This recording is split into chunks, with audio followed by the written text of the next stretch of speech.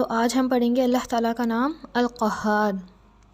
القہار یعنی غلبے والا، بلند شان والا، اپنی ساری مخلوق پر غالب۔ اگر کوئی گناہ کر کے پلٹتا نہیں ہے اور وہ اللہ سبحانہ تعالیٰ کے مقابلے میں آنا چاہتا ہے تو اللہ تعالیٰ اس کو کمال قدرت کی وجہ سے پوری طرح مغلوب کرنے کی طاقت رکھتے ہیں۔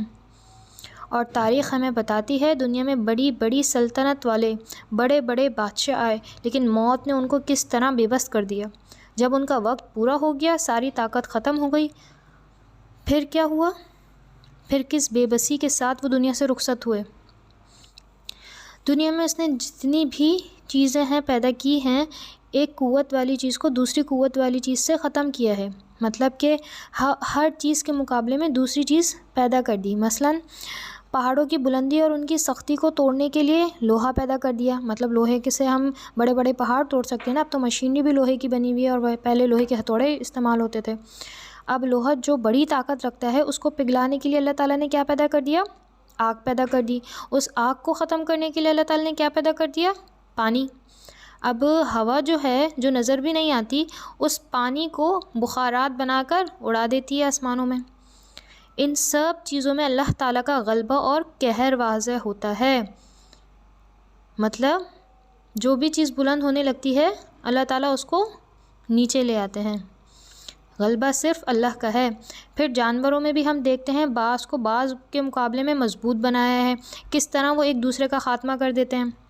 اسی طرح نبی کریم صلی اللہ علیہ وسلم کو دیکھتے ہیں، اتنے معزز ہیں، نبی ہیں، رسول ہیں، پھر بھی دن رات اللہ کے آگے جھکے رہتے ہیں، عاجزی کا اظہار کرتے ہیں اور بندہ بننے میں فخر محسوس کرتے ہیں۔ رات میں قیام اتنا لمبا کرتے کہ آپ صلی اللہ علیہ وسلم کے پیر مبارک سوج جاتے تھے۔ تو صحابہ ان سے پوچھتے ہیں، اللہ سبحانہ تعالیٰ نے تو آپ کے اگلے پچھلے تمام گناہ معاف فرما دیے ہیں، پھر آپ اتنی مشقت کیوں اٹھاتے ہیں؟ تو آپ صلی اللہ علیہ وسلم کیا فرماتے ہیں کہ ہمیں اللہ کا شکر گزار بندہ نہ بن جاؤں؟ ایک دعا میں آپ صلی اللہ علیہ وسلم کو کچھ یوں عاجزی کا اظہار کرتے دیکھا ہے، سنا ہے، جو وہ رات کو سوتے وقت پڑھتے تھے، اللہم اسلمت نفسی الیک، اے اللہ میں نے اپنی جان تیرے سپرد کر دی، یعنی میں سونے کو جا رہا ہوں، میرا نفس میری ذات تیرے حوالے۔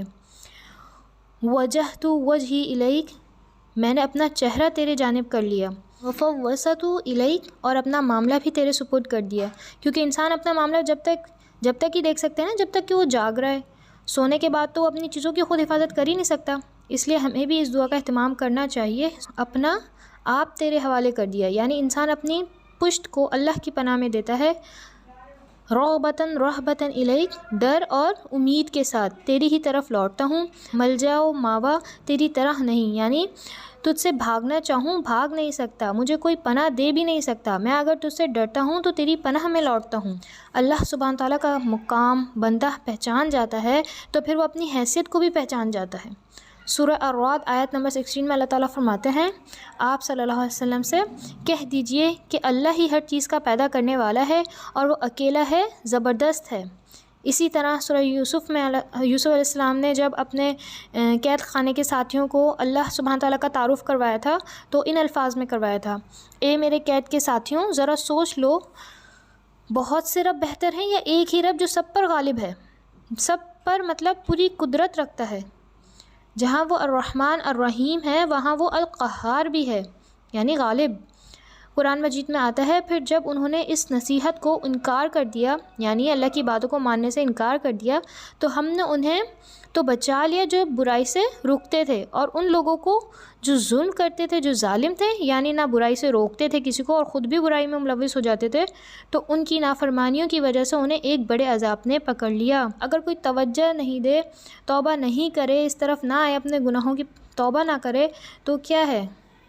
وہ قوم عاد، قوم سمود، قوم نوح، قوم لوط سب ہمارے لیے عبرت کا نشان ہے نا، کیسے ان کو اس کے عذاب نے آ پکڑا۔ ایسے ہی جو ظالم آئے دنیا میں، اللہ تعالیٰ نے ان کا کیا کیا؟ فرعون کو دیکھ لیں کیا ہوا، ابھی تک اس کی مثال ہمارے سامنے ہے۔ قارون کے ساتھ کیا ہوا؟ قرآن میں آتا ہے، وہ سمجھتے تھے وہ ہماری طرف پلٹائے نہ جائیں گے، تو ہم نے اسے اس کے لشکر کے ساتھ پکڑ لیا، ان سب کو اٹھا پھینکا ہم نے ایک سمندر میں۔ دیکھو تو صحیح ظالموں کا انجام کیا ہوا۔ فرعون کو اپنے لشکر پہ، اپنی تعداد پہ، اپنے بہت زیادہ گھمنڈ تھا نا، تو اللہ نے اس کو اس کے لشکروں کے ساتھ ہی سمندر میں پھینک دیا، اور بنی اسرائیل یہ سب اپنی آنکھوں سے دیکھ رہے تھے۔ اسی طرح شیطان کو مغلوب کرنے کے لیے بھی ہمیں اللہ کی پناہ لینی چاہیے۔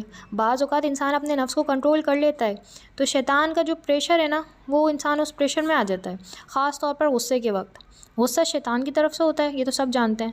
شیطان انسان کے ساتھ کھیل رہا ہوتا ہے نا، جیسے کوئی بچہ بال کے ساتھ کھیل رہا ہوتا ہے نا، ایسے شیطان انسان کو غصے کے وقت کھیل رہا ہوتا ہے، اٹھا کے پھینک رہا ہوتا ہے۔ ہمیں اندازہ ہی نہیں ہوتا کہ شیطان ہمارے ساتھ کھیل رہا ہے۔ جب غصہ آتا ہے تو شیطان ہمارے خون کی رگوں میں ہمارے اندر دوڑ رہا ہوتا ہے نا، خون کے ساتھ دوڑ رہا ہوتا ہے۔ ایسے میں انسان کو اعوذ باللہ پڑھ کر اللہ تعالیٰ کی پناہ لے لینی چاہیے۔ اصل بہادر وہ ہے جو غصے کے وقت خود کو کنٹرول کر لیتا ہے۔